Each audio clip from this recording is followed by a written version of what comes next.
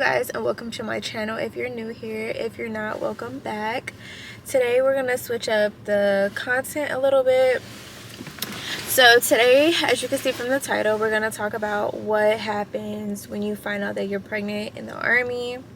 Just a little bit about, like, a little background about myself. This is my second child. I'm a mom to a 3-year-old. I have a boy. So I'm not new to like the mom experience, but I am new to being pregnant in the Army active duty. So speaking from my experience, I am touching my 3rd trimester, you guys. So I've been pregnant for a while. So for me, when I first found out, I took an at-home pregnancy test first. I wasn't sure if I wanted to take it because I thought that it was going to be too early at first, and I didn't want to be wondering. So we're going to take our sips here and there. So when I took my pregnancy test, it was late at night. We just got back from being out of town, and I didn't have like any crazy pregnancy symptoms.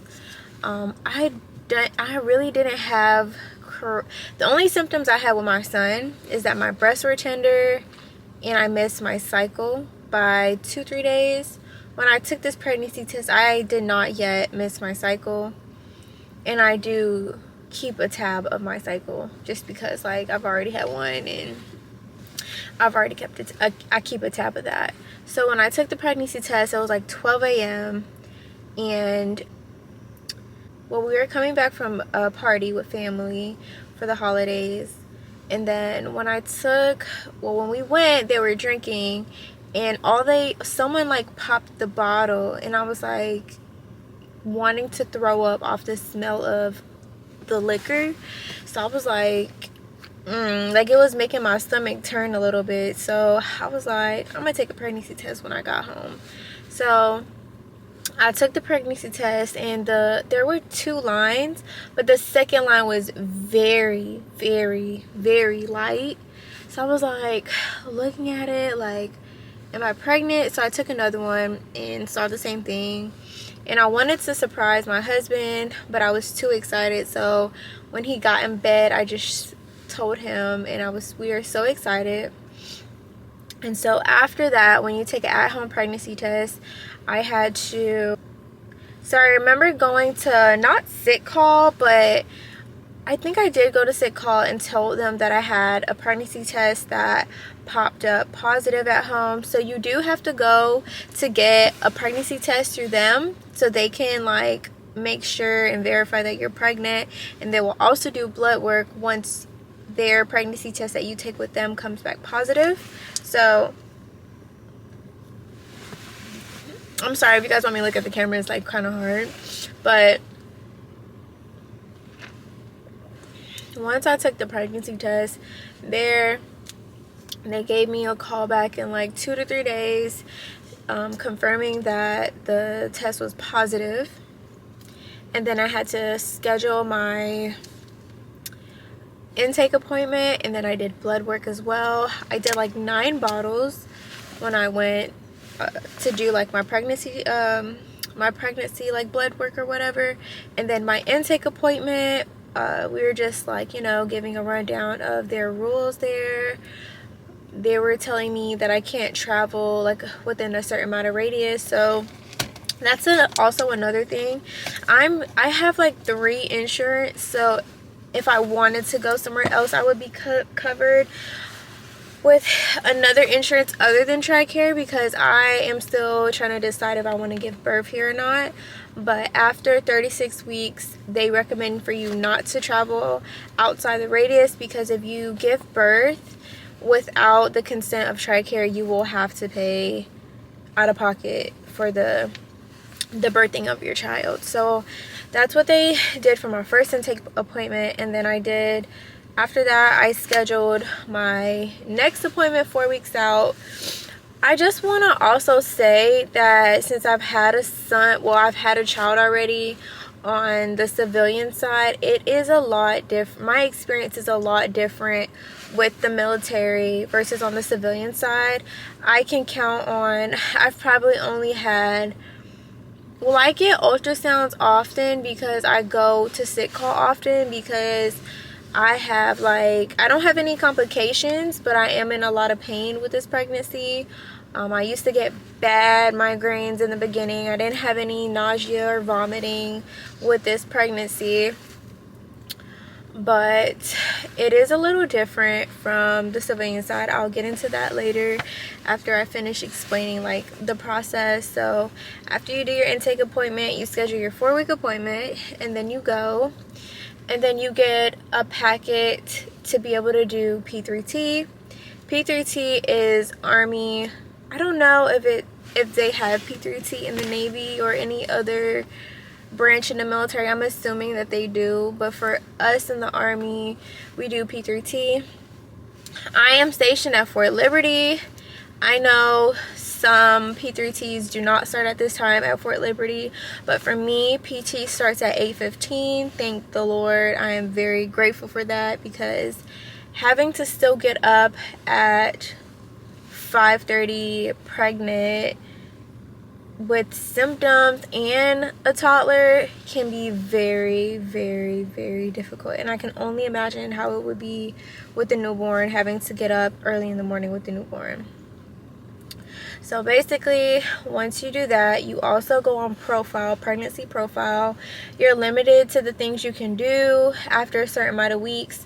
We don't go to the field. We don't go to the mortar pool. I want to say you stop going to the mortar pool at 28 weeks, if I'm correct. I have not been. The only reason why I'm not sure is because I have not been basically my whole pregnancy. I have not. And I know if you work in the mortar pool, they're supposed to move you to another area where there's not that many chemicals, so you're not inhaling all of that. And then also on your profile, like, you can't wear, like, after a certain amount of weeks. I know a lot of moms say that, oh, my unit still made me go to the range and making me go to a field, but in your profile it'll tell you, like, after certain weeks, like, you're exempt from that. Like, you're exempt from wearing your ACH, your IOTV. Personally, for me, when I found out I was pregnant, my unit was, they were getting ready to go to the field maybe a month after that, but I was not the weeks that they say that you don't have to go. But my first sergeant, he did not let anyone that was pregnant go to the field. I think that, like, your leadership determines your experience in the Army, and we were blessed with a great first sergeant that's very understanding and cares about us. All of my NCOs and all my leadership are actually that way. Like, they care about our safety and things like that. And so also, when you go to P3T, when you get that counseling packet to go to P3T, you have to get your commander to sign off on it, and they can see in your med pros that you're on profile, that you are pregnant. They can see all of that. So when you do that, you will still be going to P3T, I want to say 6 months after you give birth. So, you know, there's convalescent leave. So I know there's like 18 weeks plus 6 weeks of maternity leave that we get in total. So that is really good. I think that gives you a lot of time to bond with your little one.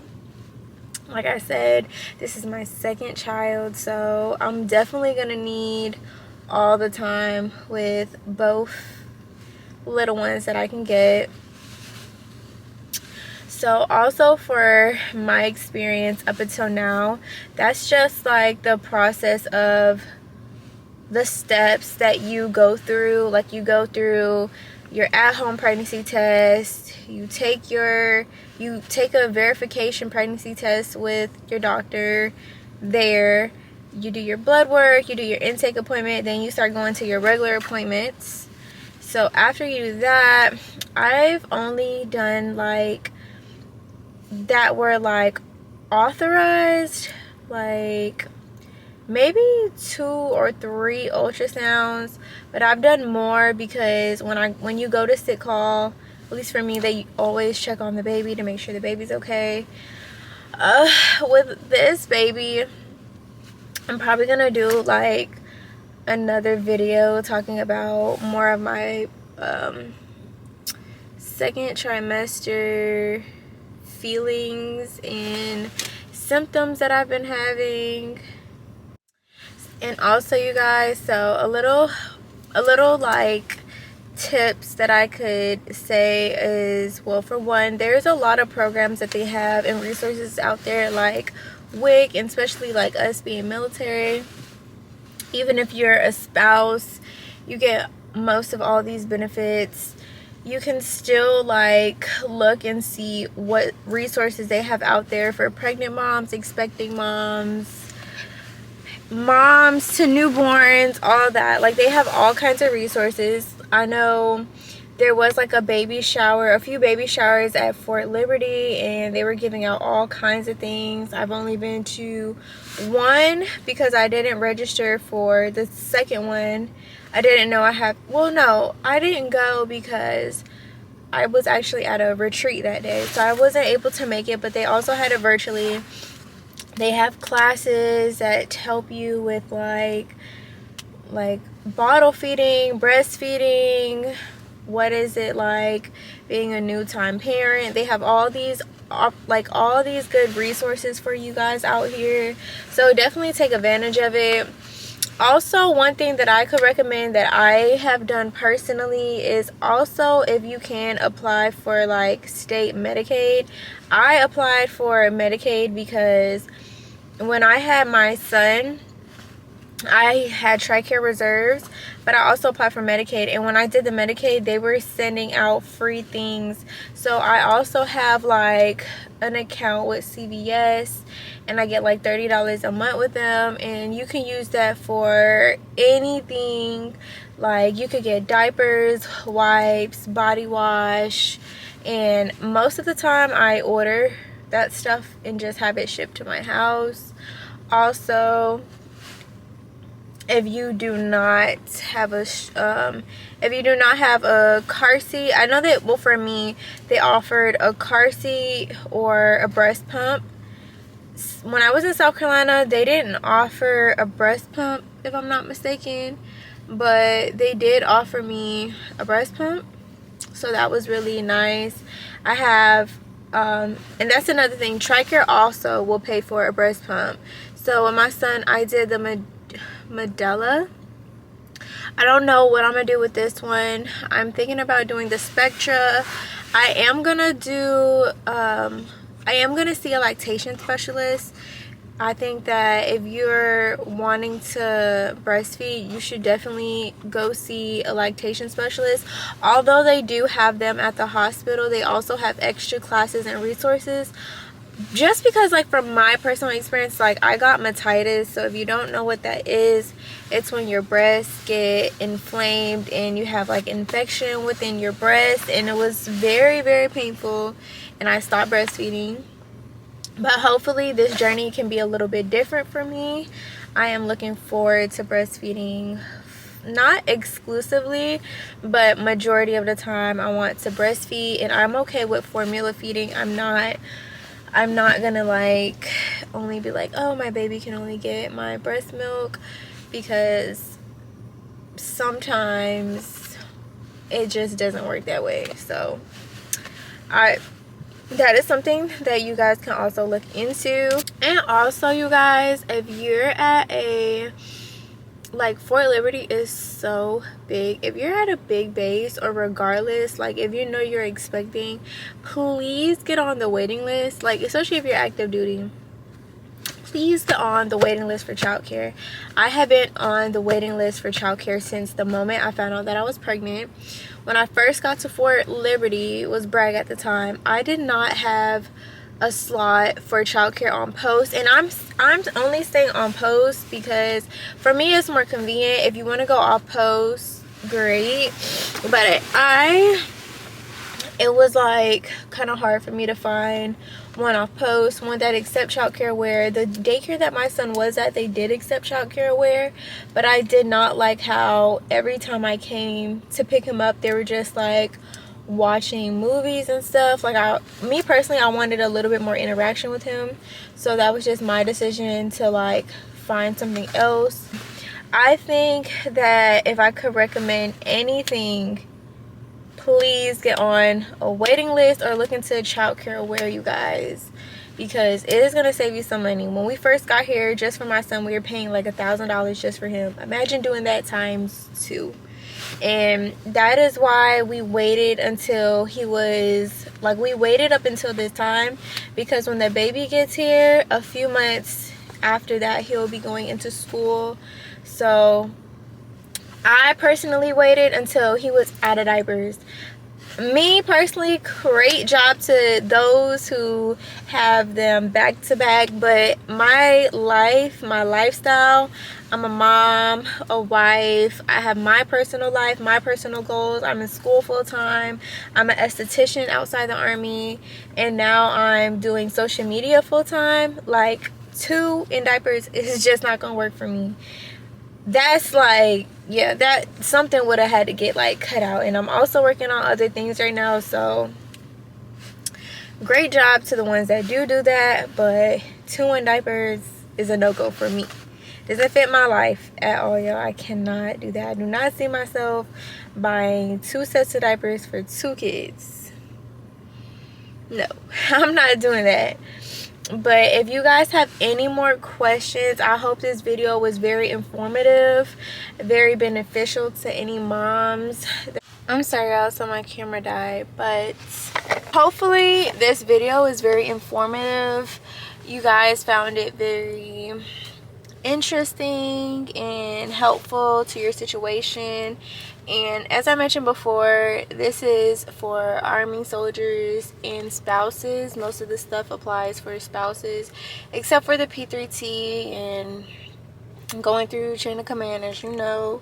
But if you guys have any more questions or want to know anything else, feel free to comment down below. I will also link my registry if anyone wants to look at it. Any ideas, or if anyone wants to send us stuff. I'm thinking about doing a PR, having like a PR box for you guys to send stuff to, because I've been getting a lot of collaborations lately. So even if you guys want to send like cards or ask me questions and letters, maybe I might like read them in my vlogs when I do like my mom videos or something. If you don't want me to, then just let me know. I don't know, it's just a thought, you guys. Also, please, to stay like more in tune, I want to start on my Instagram, like doing things daily on my Instagram, like more interactions, because I really am not in tune with social media like I used to be. But if you have any questions, you guys, you can also DM me on Instagram. So make sure you guys like, comment, and subscribe. And like I mentioned, stay tuned on my Instagram. And I'll see you guys in the next video.